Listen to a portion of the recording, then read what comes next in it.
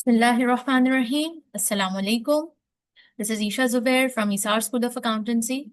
So today we are going to start chapter 17 from F2, which is assessing non-financial performance.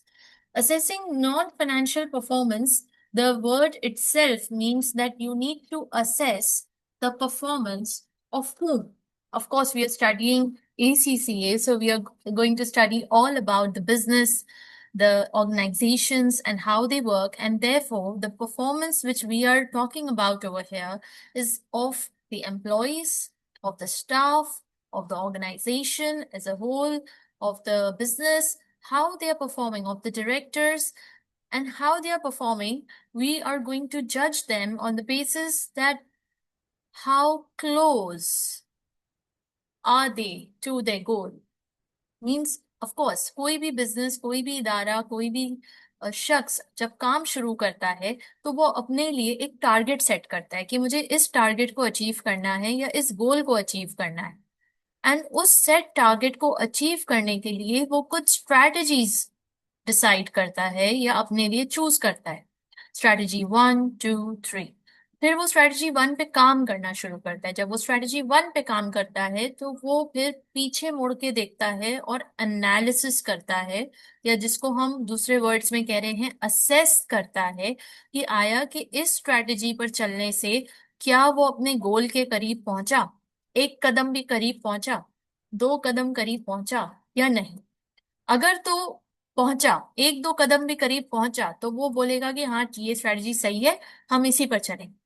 However अगर उसको ये लगे कि ये स्ट्रैटेजी बहुत स्लो है या बहुत देर से हम पहुंच रहे हैं अपने गोल की तरफ, तो वो ऑल्टरनेट यानी कि स्ट्रैटेजी 2 पर चल के देखेगा। स्ट्रैटेजी 2 पर जब चल के देखेगा तो फिर पीछे पलट के देखेगा, असेस करेगा, एनालाइज करेगा, तो उसको पता चलेगा हाँ स्ट्रैटेजी 2 पे चलने से तो मैं थोड़ा स्पीड में अपने गोल की तरफ पहुंचा। और फिर अगर उसको उसमें भी सेटिस्फैक्शन नहीं हुई, यानी स्ट्रैटेजी 1 और स्ट्रैटेजी 2 दोनों ही वर्क नहीं कर रही, तो फिर वो स्ट्रैटेजी 3 की तरफ जाएगा और वो देखेगा कि क्या स्ट्रैटेजी 3 वर्कआउट कर रही है या नहीं। लेकिन ये उसी सूरत हाल में या ये उसी शर्त पे हो सकेगा जब वो पीछे पलट के देखेगा, एनालाइज करेगा और असेस करेगा अपनी परफॉर्मेंस को। अगर वो अपनी परफॉर्मेंस को असेस नहीं करेगा, एनालाइज नहीं करेगा, तो वो इस बात को तय नहीं कर पाएगा, वो नहीं देख पाएगा कि क्या ये स्ट्रैटेजी कारामद थी या नहीं, क्या वो उसके गोल की तरफ पहुंचा रही है या नहीं। नाउ परफॉर्मेंस मेजर करना बहुत इंपॉर्टेंट है। क्यों? क्योंकि without measuring the performance, without assessing your performance, without analysing your steps, your strategies, हो सकता है आप गलत डायरेक्शन में मूव ऑन कर रहे हो, डी ट्रैक हो गए हो या डिस्ट्रैक्ट हो रहे हो। तो इससे तो सरासर आपका इंडिविजुअल लेवल पे और इदारे का नुकसान होगा। लिहाजा इस नुकसान से बचने के लिए हर थोड़ी देर बाद असेसमेंट, हर कुछ अरसे बाद असेसमेंट एनालिसिस बेहद जरूरी है।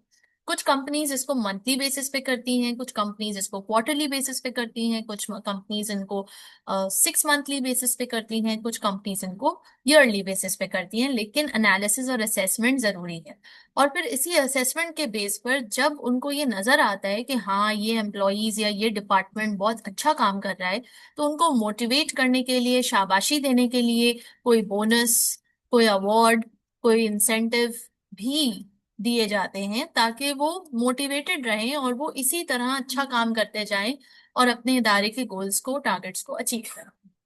हाउएवर कुछ ऐसे एम्प्लॉयज भी होंगे जो काम नहीं कर रहे, जो थोड़े ढीले हैं, जो लेजी हैं, जो वक्त पे डेडलाइंस को मीट नहीं कर रहे, and so on and so fourth. तो उनको भी इस बात से मोटिवेशन मिलेगी कि अच्छा अगर मैं अच्छा काम करूंगा, अच्छी परफॉर्मेंस करूंगा, तो हो सकता है मेरी प्रमोशन हो जाए, हो सकता है सैलरी इंक्रीमेंट हो सकता है कि मुझे कोई इंसेंटिव दिया जाए। तो ये सब एम्प्लॉयज को मोटिवेट करता है टू परफॉर्म बेटर। अब आइए, हमने पिछले चैप्टर में यानी चैप्टर 16 में ये देखा फाइनेंशियल परफॉर्मेंस को किस तरह मेजर किया जा रहा है। फाइनेंशियल परफॉर्मेंस, जहां भी वर्ड फाइनेंशियल आ जाए समझ जाए फाइनेंस की बात हो रही है, पैसों की बात हो रही है, नंबर्स की बात हो रही है। अब आइए, ये वाला जो चैप्टर है वो है नॉन फाइनेंशियल परफॉर्मेंस। यकीनन जहां पे आप नंबर्स को अहमियत देते हैं, जहां पे आप प्रॉफिट फिगर, रेवेन्यू, अपने रेशियोज को अहमियत देते हैं, फाइनेंशियल परफॉर्मेंस को अहमियत देते हैं, वहीं ऑन दी अदर हैंड आपको नॉन फाइनेंशियल चीजों को भी अहमियत देनी पड़ेगी। लाइक फॉर एग्जाम्पल, आपका एक रेस्टोरेंट है, ठीक है। अब ये जो आपका रेस्टोरेंट है, यहाँ पे आप देसी खाना सेल कर रहे हो, देसी खाना जो है क्यूजीन है आपके पास, और आप कस्टमर्स को एंटरटेन कर रहे हैं, सर्विस प्रोवाइड कर रहे हैं, फूड दे रहे हैं, राइट। अब आपका रेस्टोरेंट अगर सिर्फ फाइनेंशियली अपनी परफॉर्मेंस को मेजर करेगा, तो वो सिर्फ नंबर्स देखेगा, उसको नजर आएगा इस साल इस क्वार्टर में इतनी सेल्स हुई हैं और पिछले क्वार्टर में इतनी सेल्स हुई थी, लिहाजा ये क्वार्टर पिछले क्वार्टर से बेटर रहा या नहीं। फिर इस इस क्वार्टर में प्रॉफिट ज्यादा हुआ पिछले क्वार्टर से, इस क्वार्टर में फलां चीज बहुत अच्छी हुई, मतलब ये सिर्फ नंबर्स में आपको आप देख सकोगे। हाउएवर नॉन फाइनेंशियल परफॉर्मेंस को नहीं देख सकोगे थ्रू द नंबर्स। तो ये क्या है, ये नॉन फाइनेंशियल परफॉर्मेंस? ये नॉन फाइनेंशियल परफॉर्मेंस आपको पता चलेगी नंबर वन, जब आप कस्टमर से फीडबैक लोगे। किससे फीडबैक लोगे? कस्टमर से। कस्टमर से आपने फीडबैक लिया कि आपको कौन सी डिश सबसे अच्छी लगी, कौन सी डिश आपको अच्छी नहीं लगी, आप रेटिंग दें। आपको हमारी सर्विसेज कैसी लगी, रेटिंग दें। आपको एम्बियंस कैसा लगा, रेटिंग दें। आप क्या यहाँ दोबारा आना पसंद करेंगे? यस और नो। क्या आप अपने फैमिली फ्रेंड्स को रेकमेंड करेंगे? यस और नो। तो इन सारे सवालात के जवाबात जब आप देखोगे, तो आपको पता चलेगा कि कस्टमर कितना खुश होकर गया। इसी तरह फिर आप कस्टमर का रिकॉर्ड रख के देख सकते हो कि कस्टमर कितनी दफा दोबारा आया आपके पास। How frequently he return, did he bring his family friends, कितनी दफा वो आपके रेस्टोरेंट में आया। तो उससे आपको पता चलेगा कि आपकी डायरेक्शन सही है, कस्टमर्स को आपका फूड अच्छा लग रहा है, फूड क्वालिटी बेहतरीन है, फूड टेस्ट भी बेहतरीन है। ठीक है, तो ये कुछ मेजर्स हैं जिसको आप, ये नॉन फाइनेंशियल है, इसमें फाइनेंस या पैसा इन्वॉल्व नहीं है, इसमें कस्टमर एक्सपीरियंस इन्वॉल्व है, इसमें एम्बियंस इन्वॉल्व है, इसमें हाइजीन इन्वॉल्व है। हो सकता है कि कोई फूड इंस्पेक्शन डिपार्टमेंट आके आपके फूड की हाइजीन और क्वालिटी को चेक करे, असेस करे, और फिर आपको एक यू नो एक परमिट लेटर या जिसको लाइसेंस लेटर दे कि हाँ आपके पास हाइजीन का बहुत ख्याल रखा जा रहा है, सफाई का ख्याल रखा जा रहा है, और आपका रेस्टोरेंट जो है उसको हम लाइसेंस देते हैं कि आप लोग यहाँ पे ऑपरेट कर सकते हो। तो जब आपको उस डिपार्टमेंट से लाइसेंस मिल जाएगा, तो कस्टमर की नजरों में वो लाइसेंस बड़ा बड़ा अहम है कि हाँ यहाँ पे इंस्पेक्टर्स आए थे इंस्पेक्शन के लिए, and they found that this restaurant is meeting the food and hygiene criterias in the of the international standard, या जो भी कंट्री के स्टैंडर्ड्स हैं, कानून है, उसके मुताबिक ये अपने सारी चीजों को मेंटेन कर रहा है। तो इससे किसको सेटिस्फैक्शन होगी? कस्टमर को। कस्टमर और भरोसा करेगा, ट्रस्ट डेवलप होगा, क्रेडिबिलिटी आपके इदारे की अच्छी होगी। तो ये सारी नॉन फाइनेंशियल परफॉर्मेंस में आ जाती है चीजें। ठीक है। फिर अब आइए आपका स्टाफ। आपका स्टाफ कितनी छुट्टियां कर रहा है, आपके पास जो शेफ्स हैं वो कितना दिल लगा के काम कर रहे हैं। अब ये जो दिल लगा के काम करना है, ये क्या आप फाइनेंशियल नंबर्स से आप ये पता लगा सकते हैं कि वो कितना दिल लगा के काम कर रहे हैं? नहीं ना। आप ऑब्जर्वेशन करेंगे, you will observe during the working hours that what is the behaviour, what is the mood of that particular chef और of that particular department, and then उसके हिसाब से आप अपने इवैल्यूएशन शीट को फिल करेंगे कि हाँ they work with their hearts, or they like where they work, they are liking the work environment, they are motivated to work. Okay, ये सारे नॉन फाइनेंशियल परफॉर्मेंस मेजर्स हो गए। फिर आपके कितने लोग छोड़ छोड़ के जा रहे हैं इदारे को। जो जो लोग छोड़ के जा रहे हैं इदारे को, तो उसको आपकी अगेन नॉन फाइनेंशियल परफॉर्मेंस है, आपको पता चलेगा कि आपका स्टाफ आपसे खुश है या नहीं खुश है, क्योंकि जो ज्यादा लोग छोड़ के जा रहे हैं, तो आपको इंडिकेशन होगी यार कुछ तो हम गलत कर रहे हैं कि एम्प्लॉयज हमें छोड़ के जा रहे हैं, क्या गलत कर रहे हैं। फिर जो लोग छोड़ के नहीं जा रहे लेकिन एब्सेंट कर रहे हैं, बहुत छुट्टी कर रहे हैं, आइडल अपना टाइम वेस्ट कर रहे हैं, तो इससे इदारे को रीथिंक करने का मौका मिलेगा कि हम कहाँ गलत हैं, हम कौन से रूल्स लगा रहे हैं जो एम्प्लॉयज को मोटिवेट नहीं डिमोटिवेट कर रहा है, जो एम्प्लॉयज से प्रोडक्टिव काम नहीं बल्कि उनको डिमोरलाइज कर रहे हैं, और वो जो थोड़ा बहुत भी काम कर रहे थे उससे भी गए। तो देखें, ये चीज मेजर करना बहुत जरूरी है, क्योंकि अगर आप मेजर नहीं करेंगे, अपने नॉन फाइनेंशियल चीजों को इग्नोर करेंगे, तो यकीनन एक दिन आएगा कि वो आपके फाइनेंशियल परफॉर्मेंस में भी रिफ्लेक्ट होगी चीज। अगर आपका स्टाफ टाइम पे नहीं आ रहा तो वो फाइनेंशियल परफॉर्मेंस में क्या रिफ्लेक्ट नहीं होगा? शॉर्ट टर्म में शायद ना हो, लॉन्ग रन में होगा, क्योंकि काम नहीं हो रहा। जब काम नहीं हो रहा तो कस्टमर सेटिस्फाइड नहीं है, कस्टमर सेटिस्फाइड नहीं है, वो आएगा नहीं आपके पास, वो आएगा नहीं आपके पास तो सेल्स नहीं होगी। सिंपल, सेल्स नहीं होगी तो नंबर्स पे अफेक्ट तो आएगा ना, नंबर्स पे तो अफेक्ट आएगा। फिर अगर कस्टमर सेटिस्फाई हो रहा है तो वो वर्ड ऑफ माउथ से एक बंदे से दूसरे बंदे को पहुंचा रहा है बात, वो नहीं पहुंचाएगा तो आपकी गुडविल भी खराब हो रही है कि यार यहाँ नहीं जाना, इस इंस्टीट्यूट में नहीं जाना, ये बहुत बेकार रेस्टोरेंट है, यहाँ पे बहुत खराब सर्विसेज है, यहाँ पे बहुत खाना लेट आता है, या यहाँ पे, यहाँ सस्ता तो है, खाना भी टेस्टी है, मगर बहुत लेट सर्विसेज है भाई, बहुत वेटिंग है, तो यहाँ नहीं जाना।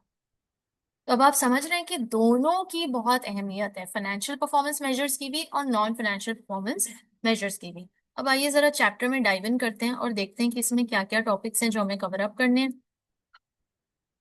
एक बर्ड्स आई व्यू मैंने आपको दे दिया है इसके बारे में। Let's move ahead. Non financial objectives and performance measures. Non financial objectives include the welfare of employees and society in general and the fulfillment of responsibilities towards customers and suppliers। यानी इसका इसका जो असल मकसद है वो यही है कि हम ये देख सकें, ये पैमाने से माप सकें कि हम, हमारे एम्प्लॉयज कितने खुश हैं, हमारी सोसाइटी हमारे काम से कितनी खुश है, और क्या हमारी रिस्पॉन्सिबिलिटीज हम फुलफिल कर रहे हैं अपने कस्टमर्स और सप्लायर्स के लिए। तो क्या ये सब कुछ हम अचीव कर पा रहे हैं? अगर कर पा रहे हैं तो यही हमें देखना है नॉन फाइनेंशियल परफॉर्मेंस मेजर करके। अब आइए, वेलफेयर ऑफ द एम्प्लॉयज यानी कि उनकी वेजेस, सैलरीज, उनको सेटिस्फाई, जो जो हमने ऊपर डिस्कशन की वही सब अब आ रहा है। वेलफेयर ऑफ मैनेजमेंट यानी कि जो मैनेजमेंट है, जो सीनियर स्टाफ है, क्या वो खुश है, क्या वो अपने डिसीजंस ले पा रहे हैं, क्या वो अपने प्रॉफिट्स वगैरह से खुश है, जो उनका विजन है, जिस गोल पे उन्होंने नजर रखी हुई है, क्या वो वहां तक पहुंच पा रहे हैं, क्या उनकी ये जो पूरी टीम है वो उनका साथ दे पा रही है, नहीं दे पा रही है। Next, provision of a service. Service जो आप प्रोवाइड कर रहे हैं तो वो कस्टमर और कंपनी इटसेल्फ कितनी फुलफिल्ड फील कर रही है, यानी कि एक अपनी भी तो सेल्फ सेटिस्फेक्शन भी तो होती है ना, कि हाँ मैं यहाँ पे जो पढ़ा रही हूँ आई एम सेटिस्फाइड कि मैंने अपना बेस्ट दिया। तो इसी तरह जो रेस्टोरेंट काम कर रहा है, हॉस्पिटल काम कर रहा है, स्कूल काम कर रहा है, या कोई भी गवर्नमेंट इदारा काम कर रहा है, वो क्या खुद सेटिस्फाइड है कि हाँ जो उसने सर्विस दी है वो 100% ईमानदारी के साथ अपना बेस्ट दिया है? और फिर उसके बाद क्या कस्टमर या पब्लिक सेटिस्फाई हो रही है उससे या नहीं? The fulfilment of responsibility towards customers. Customers की तरफ जो रिस्पॉन्सिबिलिटी है कि आप ऑनेस्टली और फेयरली उनको अपने प्रोडक्ट और सर्विसेज के बारे में बताएं ही नहीं सिर्फ, बल्कि उनको फरहम भी करें, और वो बिल्कुल फेयर एंड ऑनेस्ट टर्म्स के ऊपर हो, कोई चीज ढकी छुपी ना हो, रिलायबल सप्लाई अरेंजमेंट्स हो, सप्लायर जो लोग, जो इन सप्लायर्स के आपके साथ आपकी सेटिंग बनी हुई है वो भी रिलायबल हो, वो आपको धोखा ना दें। आफ्टर सेल सर्विस अरेंजमेंट्स भी बेहद जरूरी हैं कि अगर कोई कस्टमर को कंप्लेन है या कोई मुश्किल आ गई है, कोई चैलेंज आ गया है, तो आप उसका साथ दे सकें और उसके उसके मसले को हल कर सकें। नेक्स्ट आइए, the fulfilment of responsibilities toward supplier. Suppliers की तरफ भी रिस्पॉन्सिबिलिटीज का एक फुलफिलमेंट है जो करनी होती है, यानी कि उनके उनके साथ जो भी मुआयदा टर्म्स एंड कंडीशंस तय हैं कि आपको इतने दिन में पेमेंट मिल जाएगी, इतने दिन में ये रिलीज हो जाएगी पेमेंट, तो वो भी आपने देखना है। आपने देखें, इंसान जो है ना, अल्लाह ताला ने उसको जो बनाया है ना, एक इंसान को इकबाल इसको बड़ा खूबसूरती से बयान करते हैं कि इसको हम कहते हैं ताल्लुक। क्या कहते हैं इसको हम? ताल्लुक। इंसान की खूबसूरती ये है कि अल्लाह ताला ने उसको ताल्लुक बरकरार या बनाने के लिए बनाया है। उसका पहला ताल्लुक है ताल्लुक अपने रब के साथ, अपने खालिक के साथ। दूसरा ताल्लुक है अपने साथ, एक इंसान का ताल्लुक उसके अपने साथ। आपका एक रिलेशनशिप आपके साथ कैसा है? क्या आप अपने साथ वक्त गुजारना चाहते हो? क्या आप 5 मिनट भी अपने साथ खामोशी से रह सकते हो, without the mobile, without anything? क्या आपको अपनी कंपनी अच्छी लगती है? क्या आप अपने बारे में सब कुछ जान गए हो? कि आपको क्या चीज ट्रिगर करती है और क्या चीज आपको खुशी देती है और क्या चीज आपको फुलफिलमेंट देती है, और आपका पर्पस क्या है, और आपकी स्ट्रेंथ्स क्या है, और आपकी वीकनेसेस क्या है, एरियाज ऑफ इम्प्रूवमेंट क्या है, आपकी मंजिल क्या है, what's the purpose and meaning of your life? आपका अपने साथ ताल्लुक कैसा है? क्या आप अपने जिस्म की सफाई रखते हैं? क्या आप अपनी रूह की सफाई रखते हैं? क्या आप तज़किया करते हैं? क्या आप तफक्कुर करते हैं, तदब्बुर करते हैं? आपका अपने साथ ताल्लुक कैसा है? फिर है आपका अपनों के साथ ताल्लुक कैसा है? अपनों यानी आपके रिश्तेदार, आपके माँ बाप, आपके भाई बहन, आपके दोस्त अहबाब, उनके साथ रिश्ता कैसा है? उनके साथ ताल्लुक कैसा है? क्या आप इखलाक के साथ उनसे बात करते हैं, एहसन तरीका अपनाते हैं? आपके जो अपने हैं उनकी उन उनकी राय आपके बारे में क्या है? अगर कल को कोई उनसे पूछे कि ये जो आपका बेटा है ये कैसा है, या ये जो आपकी बहन है ये कैसी है, आपको कैसी लगती है, आपकी इसके बारे में क्या राय है? As a human being, how do you find her, how do you find him? तो वो आपके बारे में क्या राय देंगे आपके ख्याल से? राइट। तो आपका ताल्लुक अपनों के साथ। फिर उसके बाद है आपका ताल्लुक कायनात के साथ। कायनात के साथ यानी कि इस कायनात में पेड़ हैं, पौधे हैं, जानवर हैं, जमीन है, ऑक्सीजन है। तो इस कायनात के साथ, सूरज है, तो इस कायनात के साथ आपका कैसा ताल्लुक है? How are you communicating with the nature? How is your relationship with the nature? And आखिर में बाकी तमाम इंसानों के साथ यानी जनरल सोसाइटी के साथ आपका ताल्लुक कैसा है, बाकी इंसानों के साथ? तो इसको इकबाल बड़ी खूबसूरती से कहते हैं कि इंसान का ताल्लुक इंसान के साथ, इंसान का ताल्लुक अपने खालिक के साथ, इंसान का ताल्लुक अपने साथ, इंसान का ताल्लुक अपनों के साथ, और इंसान का ताल्लुक कायनात के साथ। तो ये 5 लेवल्स पे आपका ताल्लुक कैसा है? राइट। तो यही ताल्लुक तो है कि जो ये ऑर्गेनाइजेशंस बनाना चाह रही हैं। किसके साथ? कस्टमर के साथ। किसके साथ? सप्लायर के साथ। किसके साथ? स्टेक होल्डर्स के साथ। किसके साथ? क्रेडिटर्स के साथ। किसके साथ? पब्लिक सोसाइटी के साथ। किसके साथ? गवर्नमेंट के साथ। तो ये डिफरेंट लेवल्स पे हैं ये रिलेशनशिप्स। अगर एक इदारा इन रिलेशनशिप्स का ख्याल नहीं रखेगा, कस्टमर का ख्याल नहीं रखेगा, सप्लायर का ख्याल नहीं रखेगा, तो उसकी क्रेडिबिलिटी मार्केट में खराब होगी। सिंपल। वो कितनी दिनों या कितने सालों तक ये कारोबार कर सकेगा? हार्डली चंद महीने, चंद साल। लॉन्ग रन में ये सर्वाइव नहीं कर पाएगा क्योंकि इसका ताल्लुक खराब है। तो आपको अगर सक्सेसफुल होना है ना, तो इसका जरा राज समझ लीजिए, अपने ताल्लुक बेहतर कर लीजिए। पहले अपने साथ, अपने रब के साथ, फिर अपनों के साथ, और फिर जिससे भी आप मिले, चाहे फिर वो कायनात में कोई शय हो या कोई और इंसान हो। तो ये ताल्लुक पे अगर आप काम कर लेंगे ना, अगर आप अपने साथ ताल्लुक की बेहतर कर लेंगे, तो काफी सारी चीजें अलाइंड होती चली जाएंगी। इकबाल कहते हैं ना कि मेरा नहीं बनता ना बन, अपना तो बन। तो ये अपना बनने का क्या मतलब था? ये अपने साथ तो ताल्लुक कायम करो। है इंसान, तुझे पता भी है तू है कौन, तू आया क्यों है, तूने जाना कब है, तू जा किस तरफ रहा है, तुझे अपनी मंजिल का पता मालूम है कि नहीं? तो ये मंजिल का पता मालूम होना बेहद जरूरी है। अब आइए जरा back to the chapter non financial performance measures. A key reason why non-financial performance measures are used is that they are considered to be leading indicators. हम इसलिए नॉन फाइनेंशियल परफॉर्मेंस मेजर्स को इतनी अहमियत दे रहे हैं क्योंकि ये लीडिंग इंडिकेटर्स हैं। इससे पहले कि बुराई आए, ये पहले से सिम्टम आपको देगी कि भाई कुछ गड़बड़ है, कस्टमर नाखुश होके गया है, सप्लायर नाखुश होके गया है, या उसको आपका खाना अच्छा नहीं लगा है, या एम्प्लॉयज बहुत तेजी से छोड़ के जा रहे हैं, शेफ जो है वो छोड़ के जा रहे हैं। तो लीडिंग इंडिकेटर्स यानी इससे पहले कोई बड़ी वबा आए, कोई बड़ा मसला आए, पहले से आपको इंडिकेशन मिल रही है through the non financial performance measures के अपना रास्ता दुरुस्त कर लो, अपनी डायरेक्शन दुरुस्त कर लो, अपनी जो स्ट्रैटेजी है चेंज कर लो, इससे पहले कि बड़ा नुकसान उठाओ। लेकिन अगर आप नहीं सुनेंगे उसको, उस पर कोई अमल नहीं करेंगे, यानी असेस कर लिया मगर कोई रद्द अमल नहीं हुआ, तो फिर कोई फर्क नहीं पड़ेगा। फिर मतलब it will, what's meant to happen will happen. The non-financial measure of poor customer satisfaction has given an indication that the financial measure of future sales may change. अब ये आपको बकायदा बता रहे हैं कि भाई ये जो नॉन फाइनेंशियल मेजर था कि कस्टमर सेटिस्फाई नहीं हुआ, ठीक है, और मेजोरिटी यानी कि 40% कस्टमर्स आपके पास आ रहे हैं तो वो डिससेटिस्फाई होके जा रहे हैं। दिस इज एन इंडिकेशन कि इन फ्यूचर ये हो सकता है कि आपकी सेल्स भी अफेक्ट हो इस वजह से, और सेल्स अफेक्ट होगी तो प्रॉफिट भी अफेक्ट होगा, प्रॉफिट अफेक्ट होगा सस्टेनेबिलिटी पे सवाल आएगा, सस्टेनेबिलिटी पे सवाल आएगा, goodwill going concern issue arise होगा, गोइंग कंसर्न इशू अराइज होगा, गुडविल पे भी बात आएगी। तो everything is connected. If you will not pay attention to your customer satisfaction, ultimately you're going to lose sales. And once you lose sales, you're going to lose business. And how long will you be able to survive, right?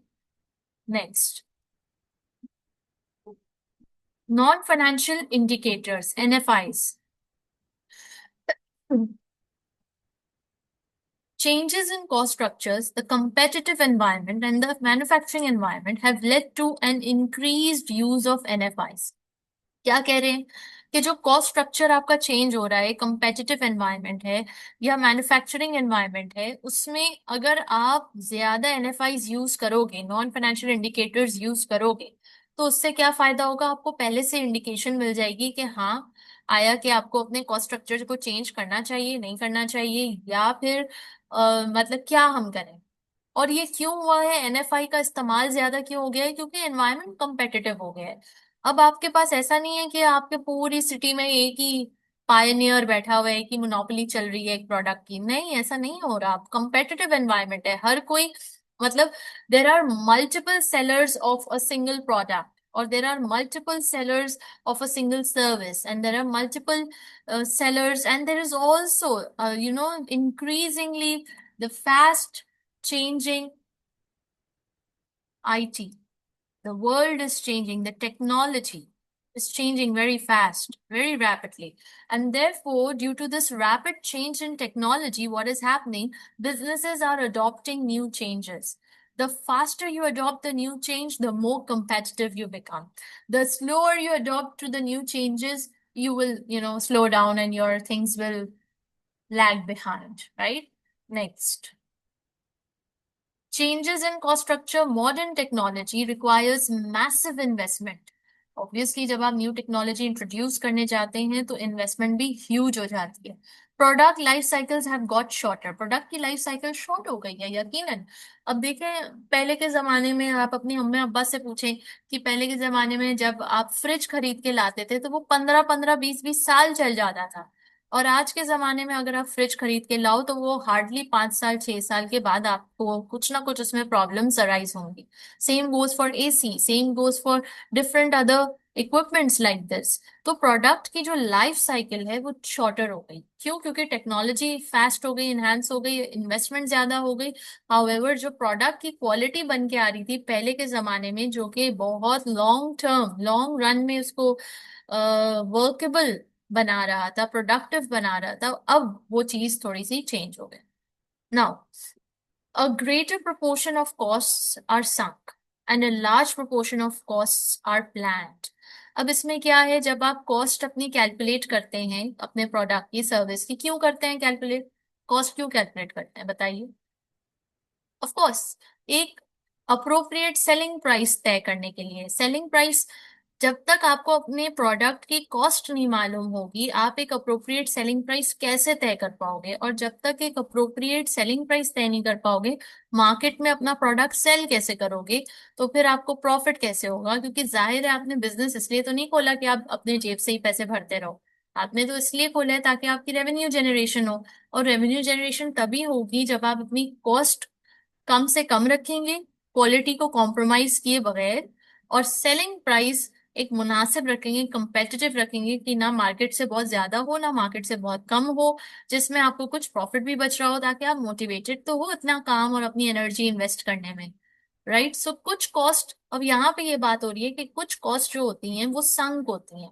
संक मतलब हो चुका, past. ये cost हो चुकी, लग चुकी। अब इसका प्रेजेंट से, हाल से कोई खास ताल्लुक नहीं है। आपके हाल में आप जो भी डिसीजन लो, ये वाला खर्चा हो चुका है ऑलरेडी। फिर बहुत सारी कॉस्ट प्लान्ड होती हैं, यानी इदारा उसको प्लान करके, उसको पता होता है कि ये कॉस्ट तो लगनी ही लगनी है। और बहुत सारी ऐसी कॉस्ट होती हैं जो इदारे को पता ही नहीं होता कि ये भी खर्चा आना है, और जब वो आ जाते हैं तब पता चलता है ओहो ये भी खर्चा है, ये फलां जगह टैक्स भी देना था, ये फलां जगह ड्यूटी भी लगनी थी, ये फलां जगह ये भी होना था।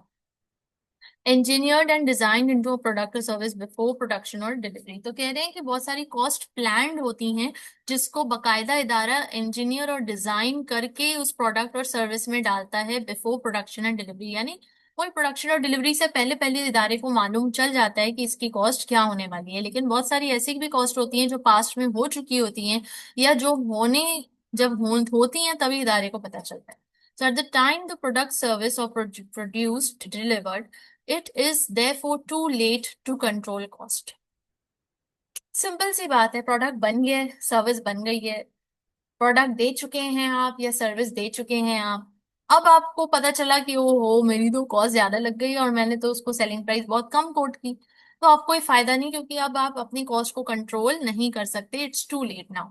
Once the product is delivered, once the service is delivered, it's too late to control the cost.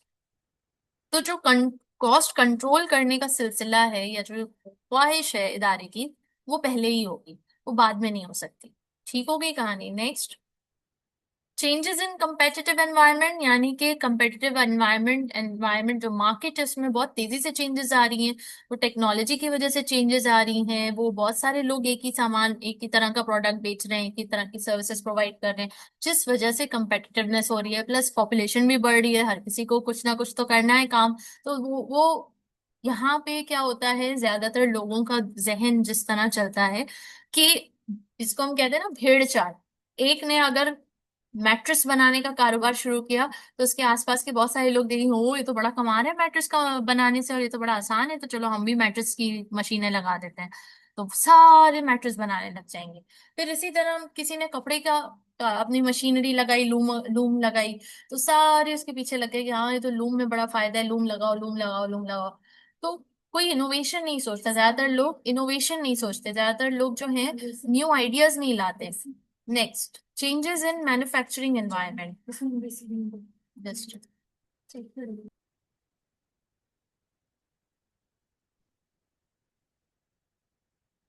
all right. Changes in manufacturing environment. जो मैन्युफैक्चरिंग एनवायरनमेंट है आपका, उसमें भी चेंजेस, तब्दीली आती रहती है। आपका स्टाफ चेंज हो जाता है, टेक्नोलॉजीज चेंज हो जाती हैं, प्रोसेस इंप्रूव्ड हो जाते हैं, टेक्निक्स इंप्रूव्ड हो जाते हैं, इन्वेंटरी सप्लायर्स चेंज हो जाते हैं, raw material new improved quality का आने लगता है। तो ये सारी चीजें चेंज होती रहती हैं। फिर मार्केट में सप्लायर्स भी अपने रेट्स चेंज करते रहते हैं कि उन्होंने प्रोडक्ट को, रॉ मटेरियल को किस प्राइस पे देना है।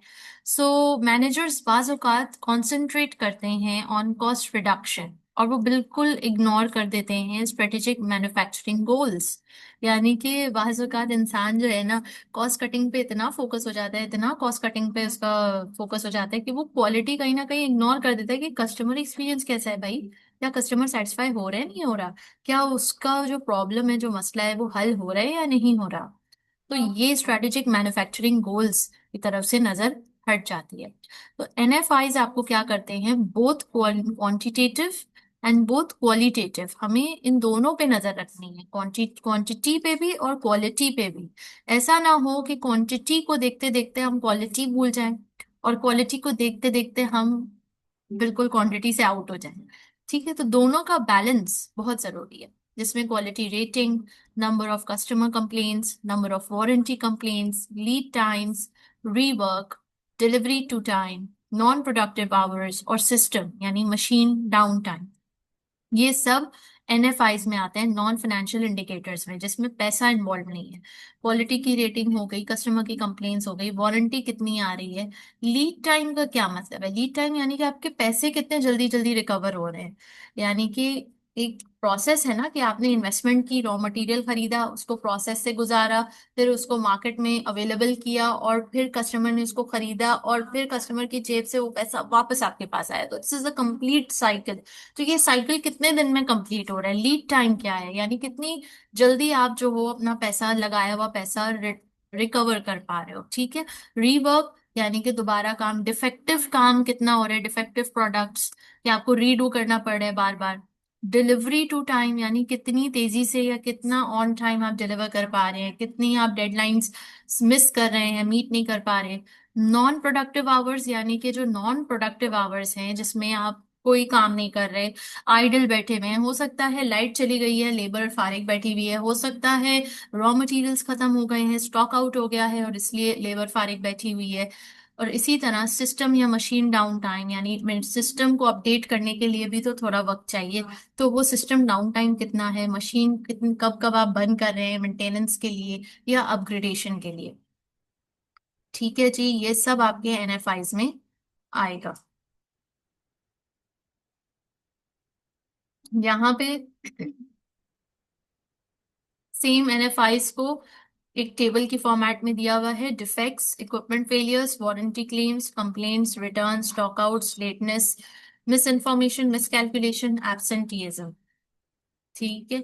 अच्छा जी, अब आइए performance measures for manufacturing business. Manufacturing यानी जो बिजनेसेस मैन्युफैक्चरिंग बिजनेसेस में हैं, यानी प्रोडक्शन कर रहे हैं, रॉ मटेरियल को प्रोसेस करके फिनिश गुड पे लेकर आ रहे हैं, उसकी परफॉर्मेंस को मेजर आप कैसे करोगे? तो उसके मटेरियल की परफॉर्मेंस मेजर्स, उनके लेबर की, ये कैसे होगी? वेरिएंसेस के जरिए। ठीक है। अब वेरिएंसेस का पूरा अलहदा से चैप्टर है जो कि हम देखेंगे इंशाल्लाह। लेकिन एक मैं सिंपल या समराइज्ड फॉर्म में बता दूं, वेरिएंसेस का मतलब है difference between the budgeted and actual results. यानी एक आपकी ख्वाहिश होती है, एक इदारे की ख्वाहिश होती है, एक इंसान की ख्वाहिश होती है, एक स्टूडेंट की ख्वाहिश होती है कि भाई मेरे 80 अबव आने चाहिए, लेकिन एक्चुअल में कितने आए।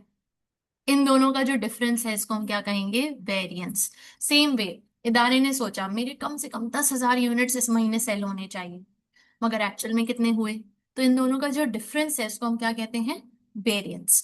तो ये variances is the difference between budgeted, मेरी ख्वाहिश, मेरी सोच, मेरी expectation, and the actual results.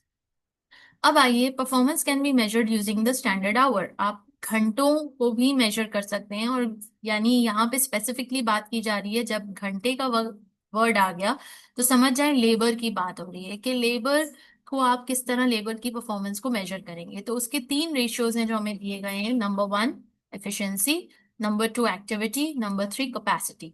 Efficiency ratio, activity ratio, capacity ratios. Efficiency ratio का क्या फॉर्मूला है भैया?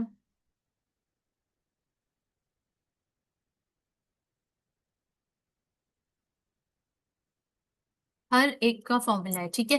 कैपेसिटी रेशियो का देखिए, actual hours worked divided by budgeted hours, ये कैपेसिटी रेशियो है।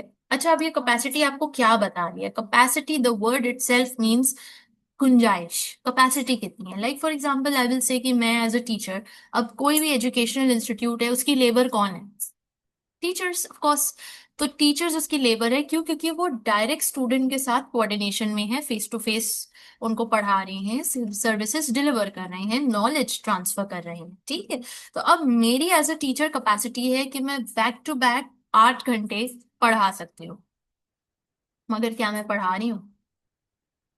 समझ आ रही है? तो कैपेसिटी मेरी कितनी है और मैं उसको यूटिलाइज कितना कर रही हूँ, that is what is going to show capacity ratio. Capacity ratio हमें यही बात दिखाएगी, ये बात शो करेगी, बताएगी कि इदारे में या उस लेबर में या उस डिपार्टमेंट में कितनी कैपेसिटी है, या उस मशीन की कितनी कैपेसिटी है, और आया कि वो उसी कैपेसिटी पे वर्क कर रही है या नहीं। यहाँ पे जो एग्जांपल्स हम दिया था उसमें actual hours work divide by budgeted hours किया हमने, तो पता चला 109% कैपेसिटी रेशियो आ रहा है, यानी कि इट्स गुड, 100% से ज्यादा इस्तेमाल हो रहा है। ठीक है। अगर 100% से कम होता तो यानी फुल कैपेसिटी पे काम नहीं हो रहा। अब आइए नेक्स्ट, एक्टिविटी रेशियो।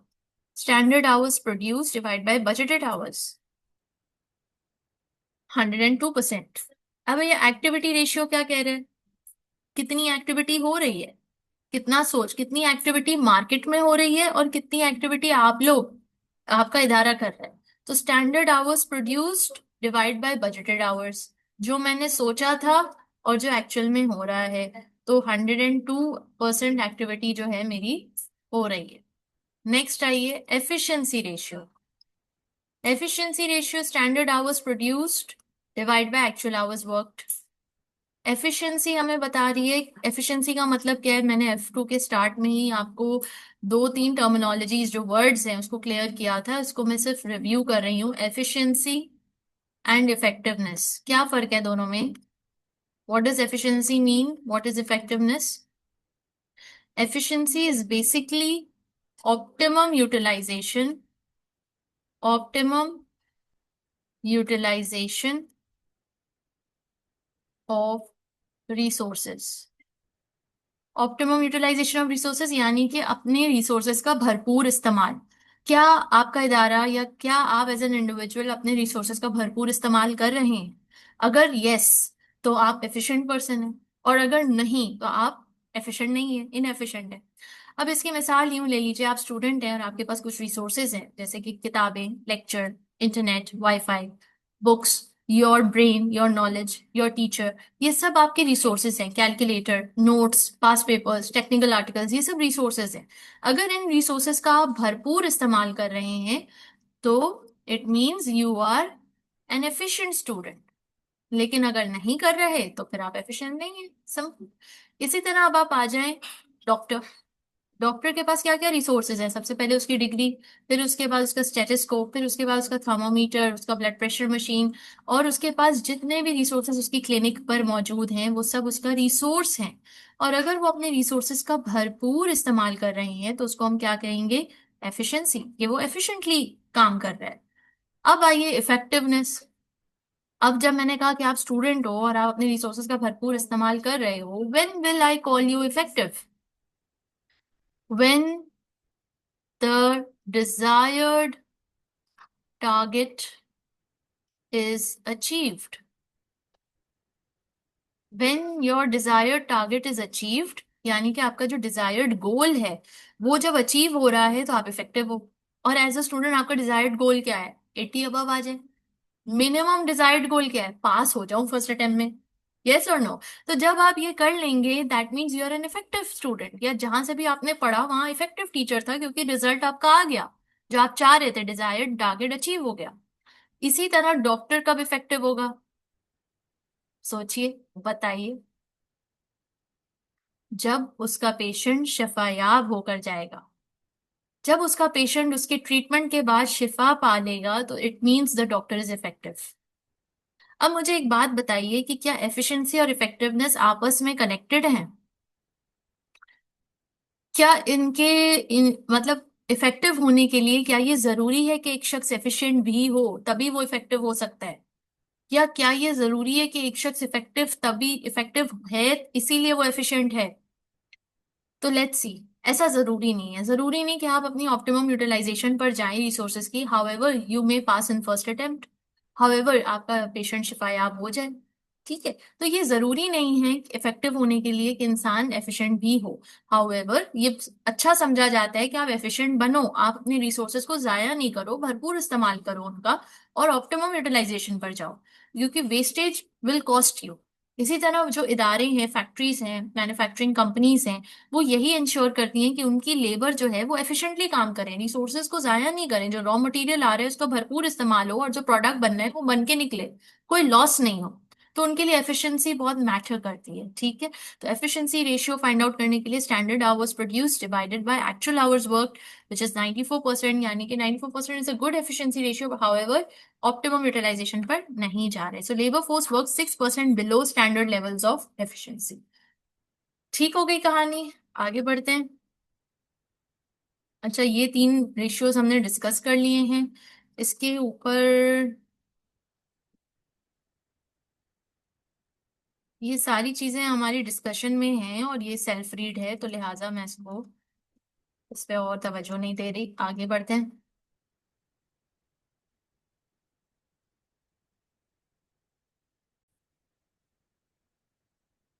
हमारा नेक्स्ट टॉपिक जो है वो है the balanced score card. The balance score card किसे कहते हैं? It measures performance from four different perspectives.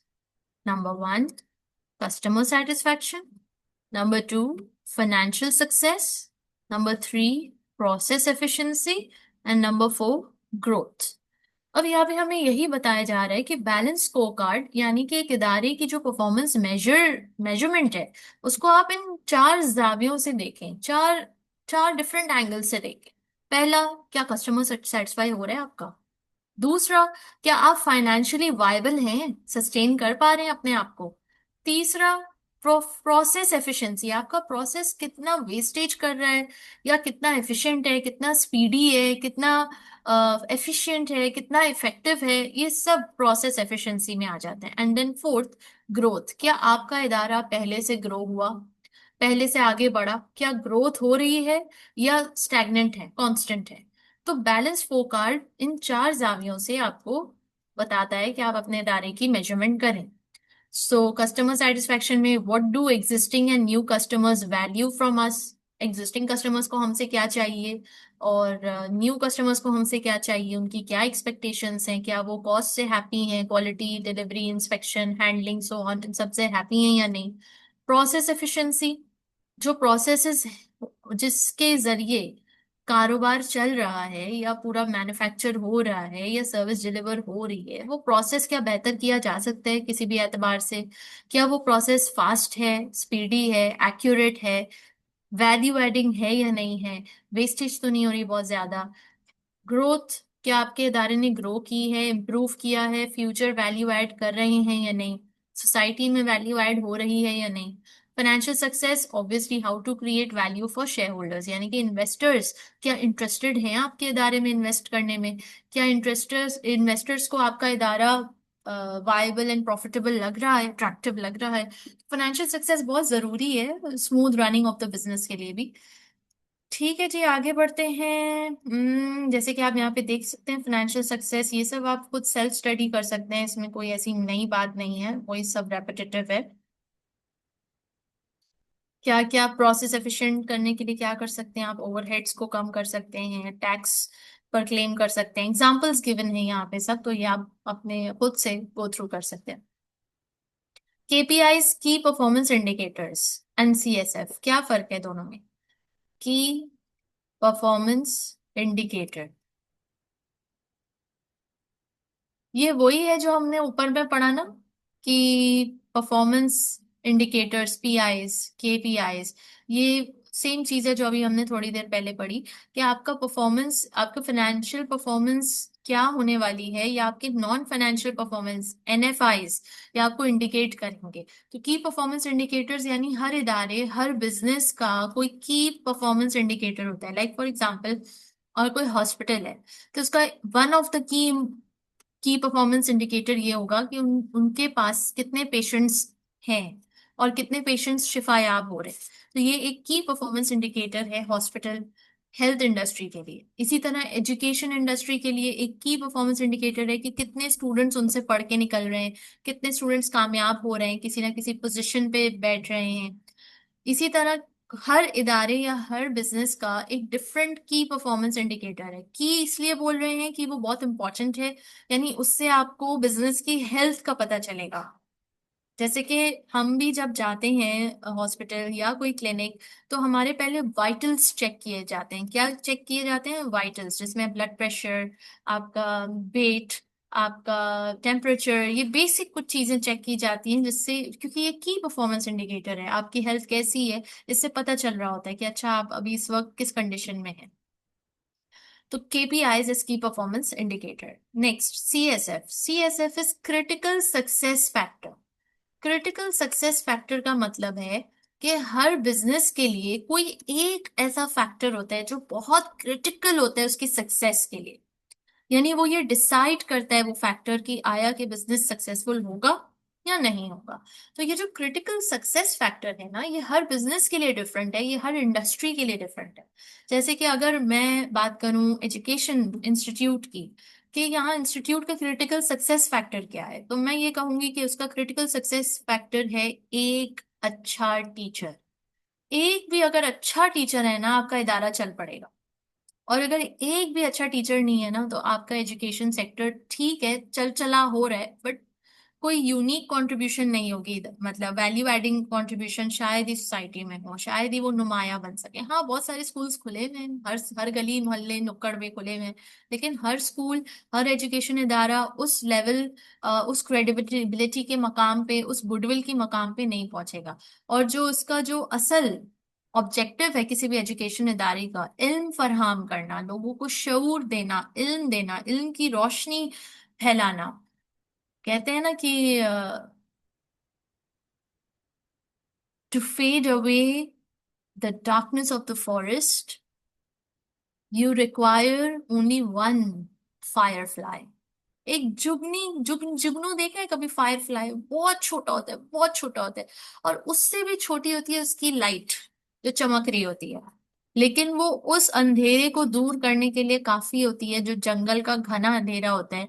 और जब जुगनू वहां जगमगाता है तो वो फौरन नजर आता है, भले वो एक छोटा सा टाइनी सा एक स्पेक ऑफ लाइट क्यों ना हो, बट वो नजर आता है, वो अंधेरे को दूर करने के लिए काफी होता है। लिहाजा इल्म का जो, या किसी भी एजुकेशनल इंस्टीट्यूट का जो मकसद होना चाहिए वो ये होना चाहिए कि अपनी इल्म की रोशनी से जहालत के अंधेरों को दूर किया जाए, giving eyes to the nation through education. ठीक है। ये क्रिटिकल सक्सेस फैक्टर हर बिजनेस का, हर इदारे का डिफरेंट होता है। अगर मैं रेस्टोरेंट्स की बात करूं तो रेस्टोरेंट्स के लिए क्या होगा? ऑफ कोर्स उनका उनका food taste, taste taste is the critical success factor for any food industry. अब वो फूड इंडस्ट्री भले वो एक ठेले वाला फ्राइज बना के बेच रहा हो, भले वो एक ठेले वाला बिल्कुल गंदा संदा हाइजीन का बेड़ा गर्क किया हुआ बन कबाब बना के बेच रहा हो, गधे वाले कबाब बना के बेच रहा हो, मगर उसका सक्सेस फैक्टर क्या होगा? लंबी लाइनें लगी होंगी उसके दुकान के बाहर। किस लिए? Taste. So taste is the critical success factor for a restaurant, for any food industry.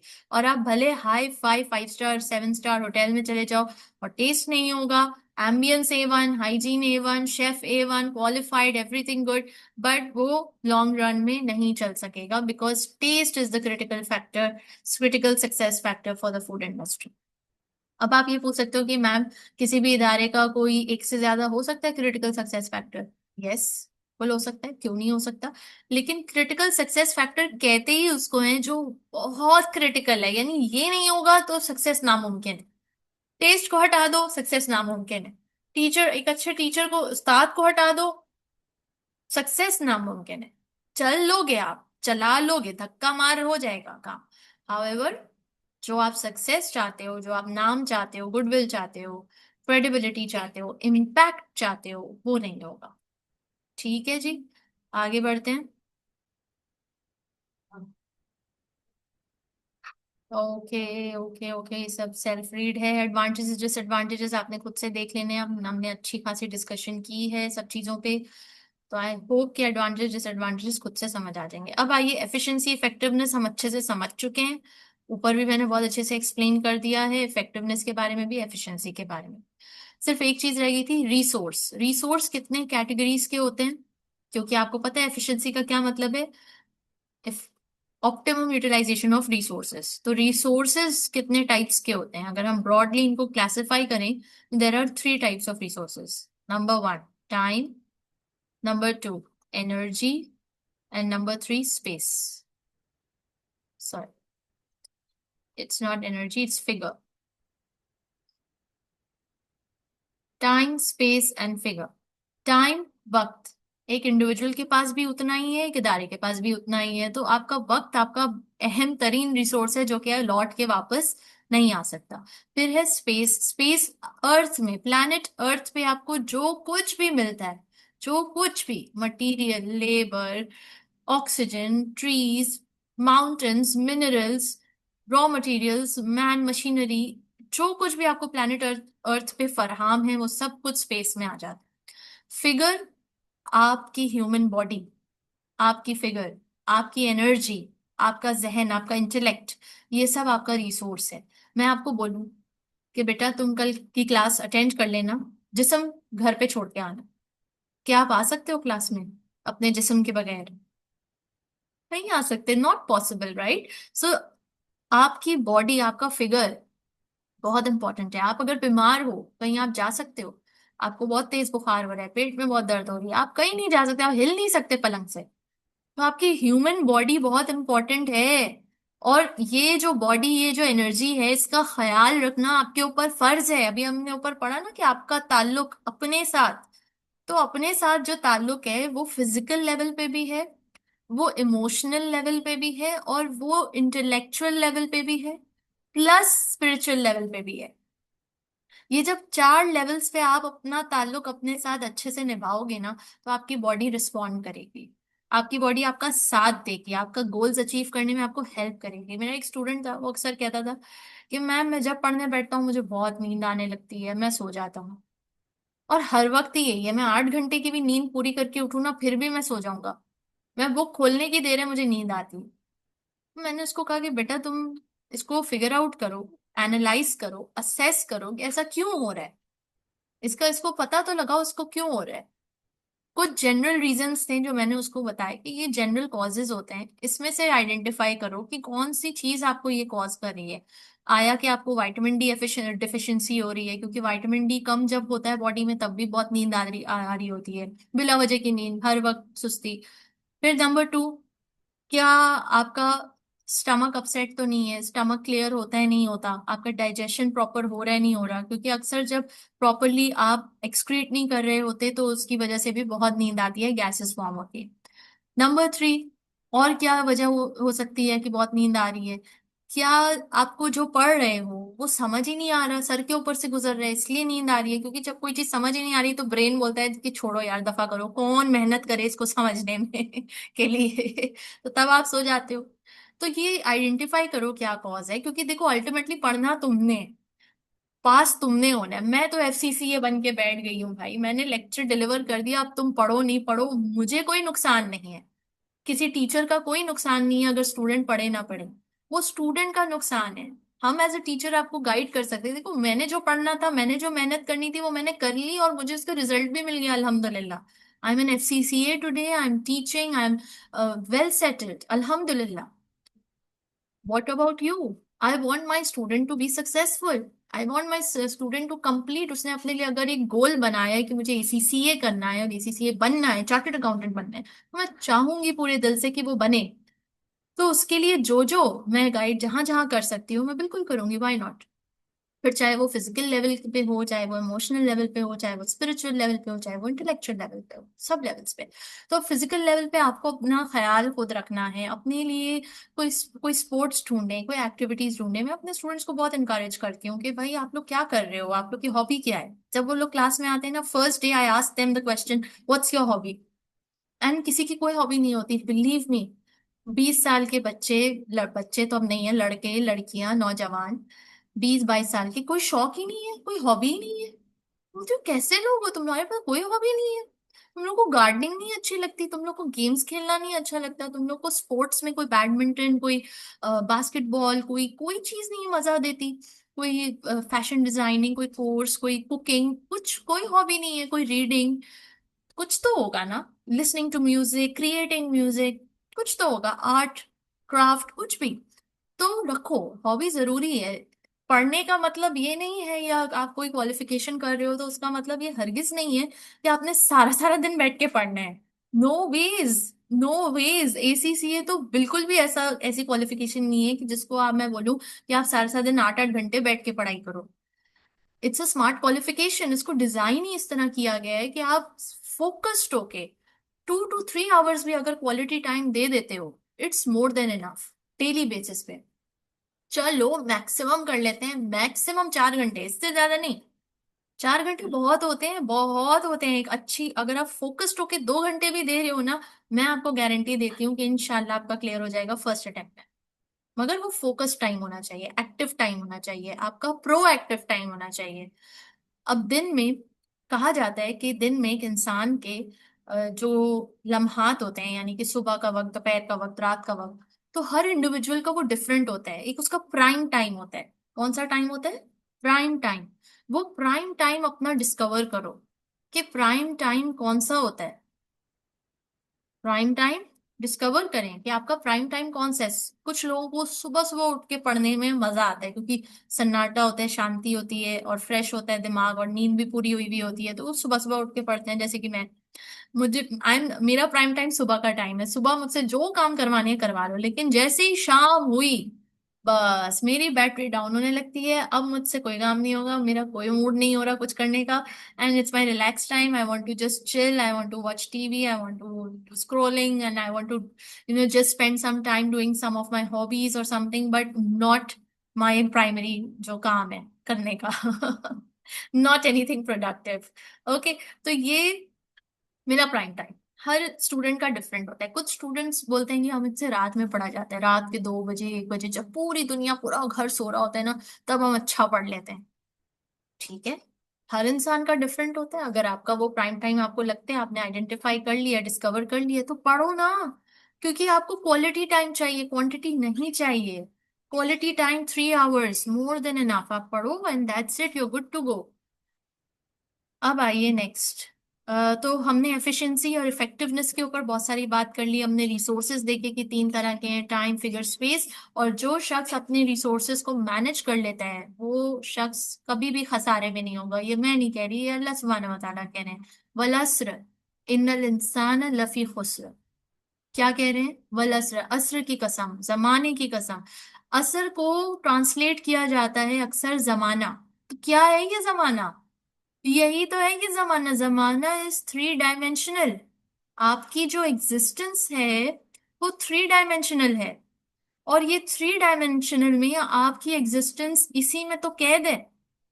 क्या आप वक्त के बाहर हो सकते हो? आप इस वक्त के गुलाम हो, इस वक्त में कैद हो। हम इस वक्त में कैद हैं। इस वक्त आपकी कोई एज है, मेरी कोई एज है, हम इस वक्त में कैद हैं। हम ईयर 2025 में कैद हैं। हम पीछे 1991 में नहीं जा सकते, हम पीछे 1980 में नहीं जा सकते, हम 1800 में नहीं जा सकते।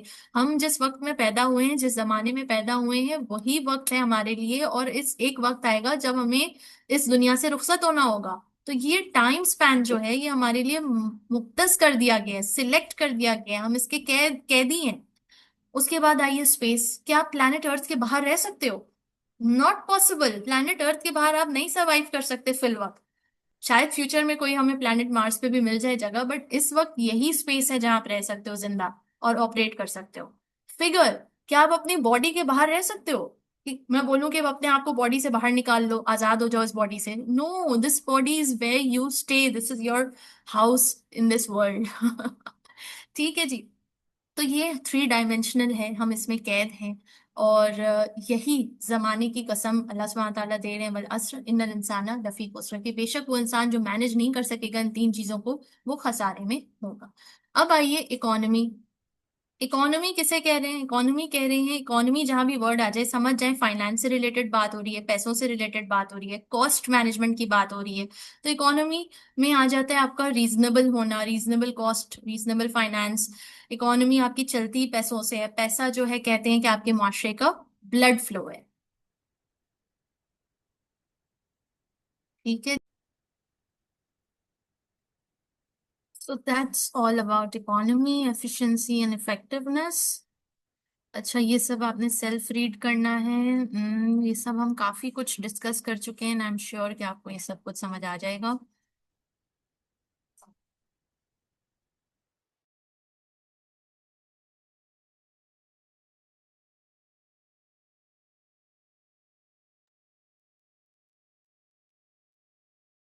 So now political, social and legal considerations. Given the role government and public sector organizations, long-term organizational objectives are sometimes sacrificed for short-term political gains.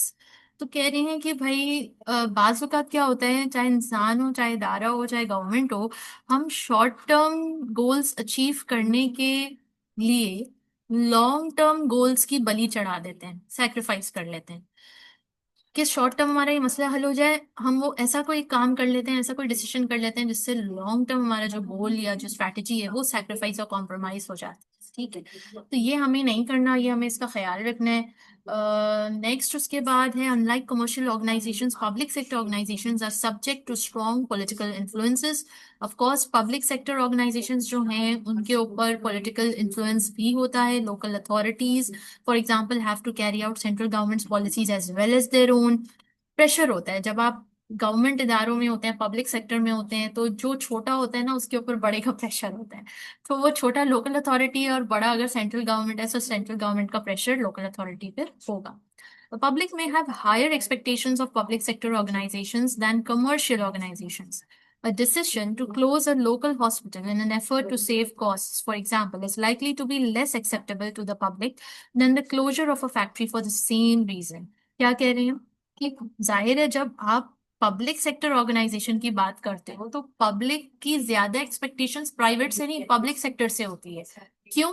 क्योंकि वो ये बिलीव करते हैं कि भाई इसके पीछे गवर्नमेंट है ना, तो गवर्नमेंट तो हमारा भला सोचेगी। तो जब गवर्नमेंट हमारा भला सोचेगी तो ज्यादा उम्मीदें किससे होती हैं? पब्लिक सेक्टर ऑर्गेनाइजेशन से, गवर्नमेंट ऑर्गेनाइजेशन से, रादर देन कमर्शियल से। अब आइए next. The performance indicators of public sector organisations are subject to far more onerous legal requirements than those of private sector organisations. अब यहाँ पे बात हो रही है कि पब्लिक सेक्टर ऑर्गेनाइजेशंस की जो केपीआईज होते हैं, परफॉर्मेंस इंडिकेटर्स होते हैं, वो कैसे होते हैं? तो वो क्या डिफरेंट होते हैं कमर्शियल से? हाँ, थोड़ा बहुत डिफरेंट होते हैं। और वो डिफरेंट इसलिए होते हैं क्योंकि फॉर एग्जांपल मैं आपको एक एग्जांपल इसमें दूंगी कि प्राइवेट ऑर्गेनाइजेशंस यानी प्राइवेट कंपनीज उस काम में एंटर नहीं होती जो काम बहुत ह्यूज होता है या मैसिव होता है या उसमें इन्वेस्टमेंट मैसिव लगती है। लाइक फॉर एग्जांपल आपने कभी किसी प्राइवेट ऑर्गेनाइजेशन को देखा है कि वो ट्रेन्स ऑपरेट कर रहे हो या ट्रेन रेलवे ट्रैक्स बना रहे हो? इट्स अ ह्यूज प्रोजेक्ट और इसमें गवर्नमेंट इन्वॉल्व होती है। इसी तरह एयरक्राफ्ट्स भी कुछ आपने देखे होंगे प्राइवेट, लेकिन जो गवर्नमेंट ऑपरेटेड एयरक्राफ्ट्स होते हैं उनके पास ज्यादा अथॉरिटी होती है, ज्यादा गुंजाइश होती है, ज्यादा कैपेसिटी होती है कि वो ऑपरेट कर सकें हर जगह। हाउएवर जो प्राइवेट्स होते हैं वो लिमिटेड कैपेसिटी में वर्क कर पाते हैं क्योंकि जाहिर है इन्वेस्टमेंट बहुत ज्यादा चाहिए और इतनी ज्यादा प्राइवेट ऑर्गेनाइजेशंस के पास नहीं होती जितनी गवर्नमेंट के पास होती है। तो यहाँ पे रिसोर्स कंस्ट्रेंट आ जाता है। लिहाजा जो केपीआई होता है it's subject for more onerous legal requirements. यानी कि लीगल रिक्वायरमेंट्स क्या है, और ऑनरस का मतलब होता है वन टाइम। ज्यादातर जो पब्लिक सेक्टर है उसके लिए लीगल रिक्वायरमेंट्स थोड़ी ज्यादा होती हैं और प्राइवेट सेक्टर के लिए भी होती हैं, लेकिन वो मुख्तलिफ होती हैं। पब्लिक सेक्टर के लिए स्लाइटली मुख्तलिफ होगी, प्राइवेट सेक्टर के लिए स्लाइटली मुख्तलिफ होगी। तो केपीआईज जो हैं वो इस पर भी डिपेंड करता है कि लीगल रिक्वायरमेंट्स क्या हैं किस इदारे के लिए। ठीक है जी। लास्ट पॉइंट है whereas profit seeking organizations are unlikely in the long term to continue services making a negative contribution. Not for profit organizations may be required to offer a range of services even if some are uneconomical. क्या कह रहे हैं कि profit seeking organisations जो हैं वो long run में services continue कर सकती हैं making a negative contribution. Not for profit organizations may be required to offer a range of services even if some are uneconomical. अब यहाँ पे बात हो रही है बेसिकली एक प्रॉफिट ओरिएंटेड इदारे की और नॉट फॉर प्रॉफिट ओरिएंटेड इदारे की। प्रॉफिट ओरिएंटेड इदारे के लिए ये बहुत जरूरी है कि वो प्रॉफिट कमाए ताकि वो वायबल हो, वो सस्टेनेबल हो, वो चल सके, इकोनॉमिकल हो। लेकिन नॉट फॉर प्रॉफिट अगर लॉस में भी जा रहा है तो वो तो प्रॉफिट के लिए बनाया ही नहीं गया, उसका तो मकसद ही वेलफेयर के लिए है, उसका तो मकसद ही कोई पर्टिकुलर सर्विस या प्रोडक्ट प्रोवाइड करना है। तो they need to focus on providing the service and product and providing the and working for the welfare of the people.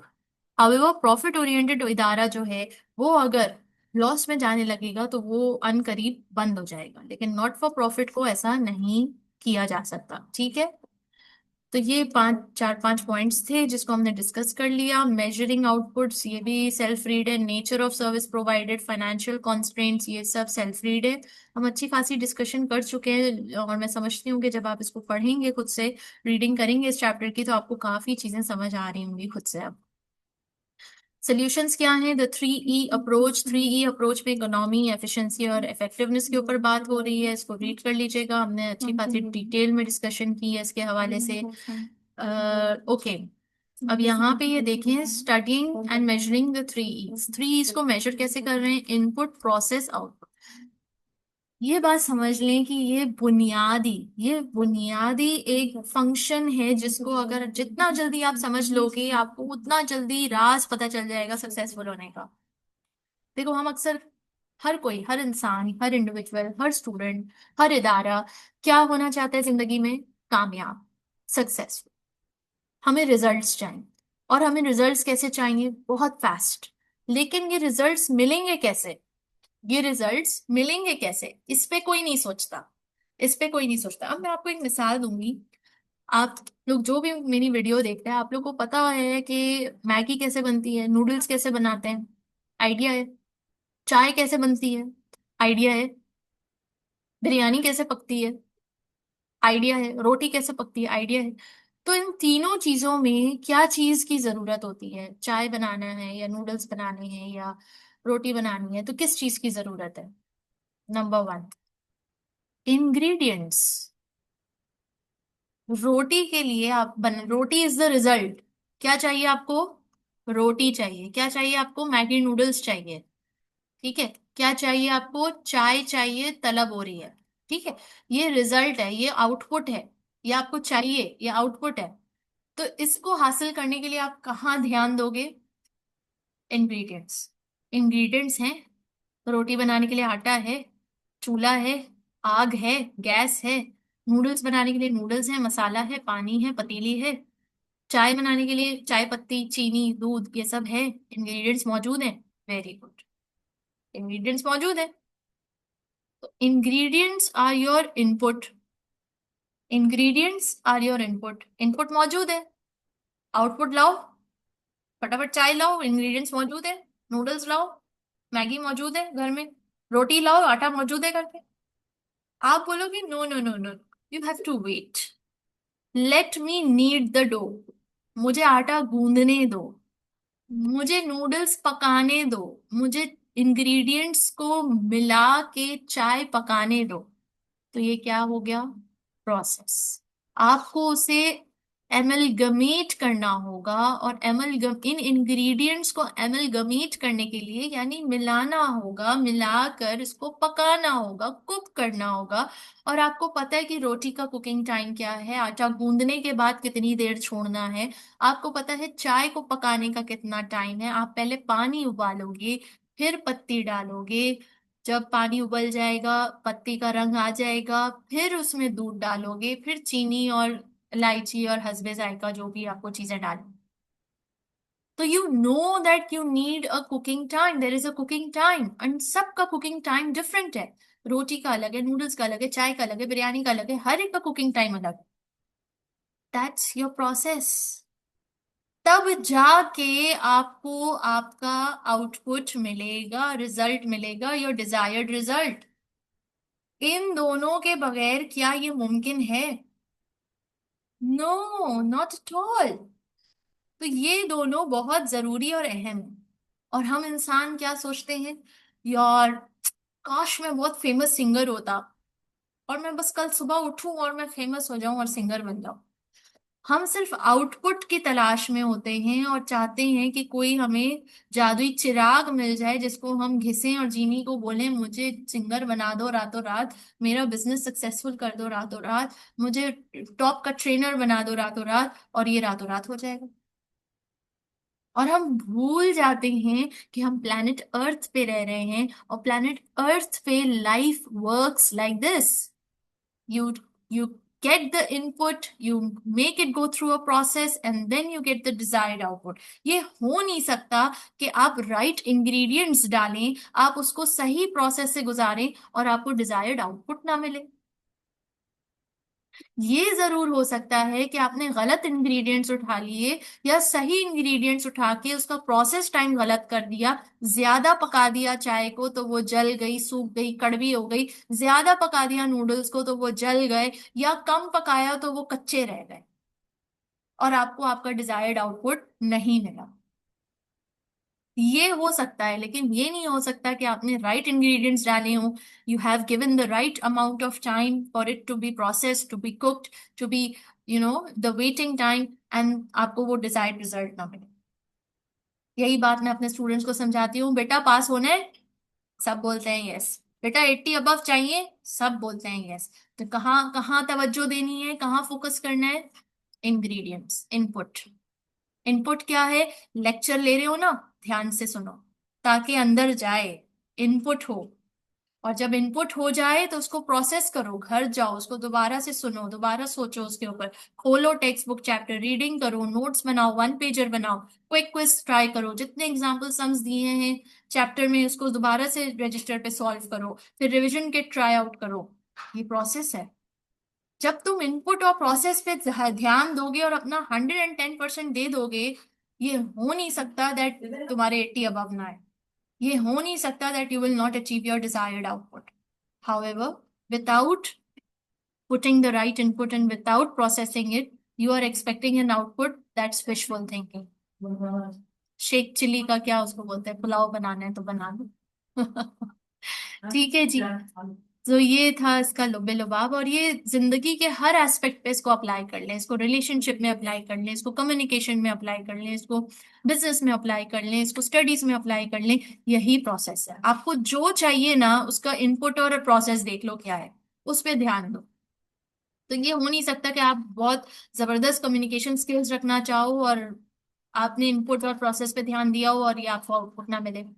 ये हो नहीं सकता कि आपने जो है 2+2 किया हो, ऐड किया हो और उसका आंसर 5 निकल आए या उसका आंसर 3 निकल आए। 4 ही निकलना है, क्योंकि आपने 2+2 सही दिया है, नंबर सही डाले हैं और उसको प्रोसेस भी किया है, प्लस भी किया है, माइनस किया है, जो आपका दिल था। तो आपको वही डिजायर्ड आउटकम मिलेगा इंशाल्लाह। तो ये हर फील्ड में ऐसा ही, जरूरी नहीं कि मैं स्टडीज के हवाले से सिर्फ आपको ये समझा रही हूँ, नहीं, आपकी लाइफ के लिए, आपकी प्रैक्टिकल लाइफ में ये बहुत कारआमद है।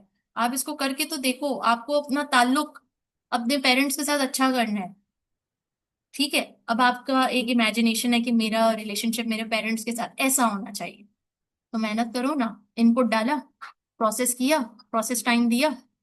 इनपुट में क्या डालना है? आपने कोई खिदमत की, आपने कोई अच्छी बात की, आपने अपने पेरेंट्स को वक्त दिया। प्रोसेस टाइम, अब ऐसा थोड़ी है कि एक दिन आपने कुछ हेल्प कर दिया और आप एक्सपेक्ट करने लगो कि हाँ मुझे अब बदले में ये नहीं मिला, मेरा रिलेशनशिप अच्छा नहीं हुआ। You have to give it some time. जब आप मुस्तकिल मिजाजी से अपने पेरेंट्स की खिदमत करते रहोगे, उनके साथ एहसन रवैया रखोगे, तो एक दिन आएगा कि आपके पेरेंट्स जो है रियलाइज करेंगे, चाहे वो जितने भी आपके साथ बदगुमान हो, जो भी हो, वो रियलाइज करेंगे ये वाला मेरा बेटा अच्छा बेटा है। वो दिल में वो यकीनन जानेंगे कि ये वाला जो मेरा पुत्र है ना, ये मेरा हीरा है। ठीक है जी। चलें, अब आगे बढ़ते हैं।